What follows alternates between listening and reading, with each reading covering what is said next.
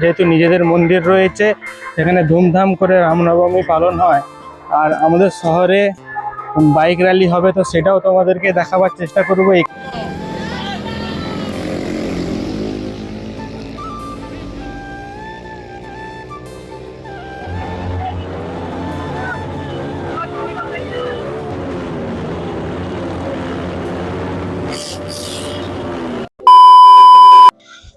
তো বন্ধুরা, দেখতেই পাচ্ছ এই যে পুজোর জিনিস সব রেডি হয়ে রয়েছে। এখানে সব জিনিসপত্রগুলো রয়েছে যেগুলো আগের দিন কিনেছিলাম। আর এখানে ঠাকুরের শাড়ি টাড়ি রয়েছে। আর এটা হলো ফল বাজার। আর আমি এখন এগুলো নিয়ে মন্দিরে যাব, কারণ বামুন ঠাকুর এখন চলে এসেছে। তো চলো আর দেরি না করে জলদি যাওয়া যাক, কারণ 12:30টার মধ্যে পুজো তো শেষ করতে হবে। বাট কি হবে জানি না। তো ভিডিওটা দেখতে থাকো, আশা করি ভালোই লাগবে। আর কমেন্টে সবাই জয় শ্রীরাম লেখো। Hello friends, welcome back to my channel and welcome to A brand new vlog. তো আজ হলো রামনবমী, শ্রী রামচন্দ্রের জন্মদিন। আর এই যে দেখতেই পাচ্ছ, আমি এখন মন্দিরের দিকে যাচ্ছি জিনিসগুলো নিয়ে। এদের সামনে মন্দির।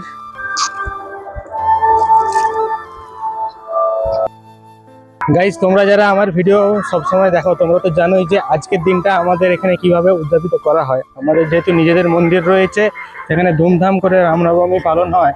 আর আমাদের শহরে বাইক র্যালি হবে, তো সেটাও তোমাদেরকে দেখাবার চেষ্টা করবো। এখানে পুজো দেখতে দেখতে, মানে এখানে পুজোর কাজ করতে করতে ওর দিকটা দেখানোর চেষ্টা করব।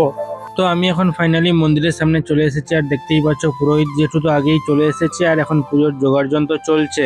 আগের মিনি ভ্লগে তোমরা দেখেইছিলে যে এখানে বাবার আর একটা কাকু মিলে বজরংবলীকে সার্ফ দিয়ে ভালো করে ধুয়ে দিয়েছিল। আর তারপরে মন্দিরটা ধোয়ার পরে এটা ছিল তার final get up.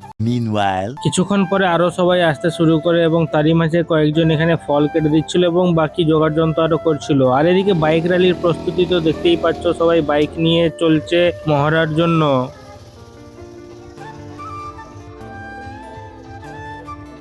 A few moments later. যেহেতু আজকে আমাদের এখানে মানুষের সংখ্যা খুবই কম, সেই জন্য আমরা অফিসের ভেতরেই চলে আসলাম ঘট ডোবাতে। তো এখানে পাম্প চালিয়ে সেখানে ঘটে জল নিয়ে বামুন ঠাকুর মন্ত্র বলে যা রিচুয়ালস করার করছি।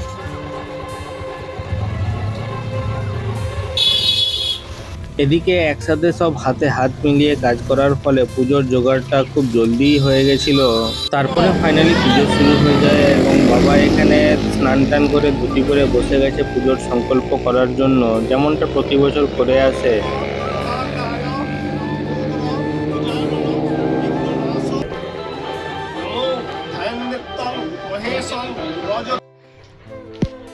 দেখতে পাচ্ছ যে পনির কাটা হয়ে গেছে। And all credit goes to me. তো চলো এরপরে আবার মন্দিরে যাওয়া যাক। তারপরে যাবো রসকুন্ডু মোড়ে, ওখানে র্যালি হবে। আবার আমলাগড়াতে এসে সবাই জড়ো হবে। তো দেখানোর চেষ্টা করবো তোমাদেরকে পুরো র্যালিটা। তো চলো যাওয়া যাক। Meanwhile, বাড়িতে কাজ সেরে মন্দিরে এসে ততক্ষণে দেখি যে এখানে পুষ্পাঞ্জলি দেওয়া কমপ্লিট হয়ে গেছে।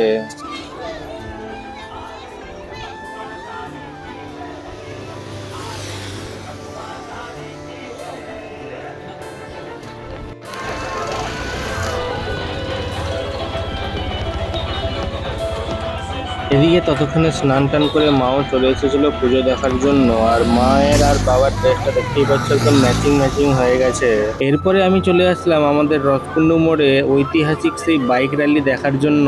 চন্দ্রকোনা রোড থেকে প্রায় 10,000 মতো বাইক এখানে এসে মিলিত হয় আমাদের গড়বেতার মানুষদের সাথে এবং তারপরে শুরু হয় সেই বিশাল bike rally. a few moments later. Raskundu মোড়ে কিছুক্ষণ বাইক র্যালি দেখার পরে ফাইনালি আমাদের মন্দিরে আবার ফিরে চলে আসি। আর এসে দেখি যে এখানে হোম যজ্ঞের ব্যবস্থা চলছিল।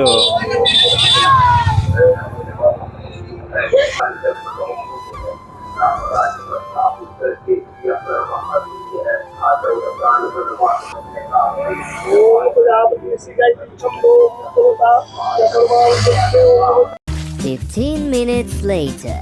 তারপরে আমি চলে এলাম আমাদের আমলাগড়া শীতলা মন্দির প্রাঙ্গণে, যেখানে রামনবমী উপলক্ষে সমাবেশ করা হয়েছিল। আর দেখতেই পাচ্ছ এখানে স্টেজটা সাজানো হয়েছে আর এখানে অনেক বিশিষ্ট মানুষরা রয়েছে।